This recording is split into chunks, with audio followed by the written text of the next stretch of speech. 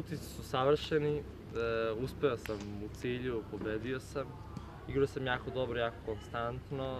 Nikad ovakav dobar rezultat nisam imao na našem terenu. Igrao sam 2 preko, 4 preko i 2 preko, ukupno 8. Ne pamtim da sam tako dobro završio. Bilo je napeto na kraju, Marko je uspeo da me malo pritisne na kraju, ali uspeli smo nekako da završimo u stilu i on i ja, ali nažalost samo jedan pobednik je ovaj put. Svaka čast. Sledeće takmičenje je? Junior Open u Škotskoj, to je moj drugi put da idem tamo, to je jedan od najvećih turnira za juniora na svetu.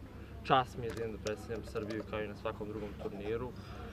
Mnogo lepa sećanja me vezu su za taj turnir.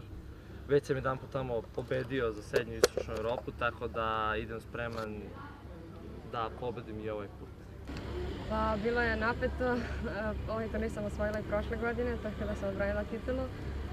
Moja igra je bila, mogu da kažem, konstantna. Nije bila baš najbolja prvog i zadnjeg dana.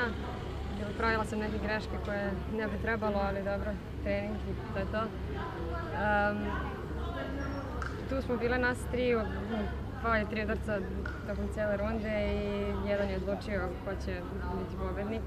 I stvarno svaka čast i ostalima, redna igra je bila. Šta nam je sledeće po planu? Sledeći je Junior Open u Škotskoj, to je jedan od najvećih turnira za juniore i počestvovala sam da predstavljam svoju državu tamo. Idem sa drugom koji je također pobedio ovaj turnir do 16 godina i ja da čekam. To je najveći turnir na kom ću učestvovati i nadam se da će biti dobro. Utisci su odlični, sva 3 dana sam igrao dobar golf, prvog dana -4, zatim -1, -1. Drago mi je što sam uspeo ponovo pobedim na juniorskom prvenstvu i to sa ovako dobrim rezultatom.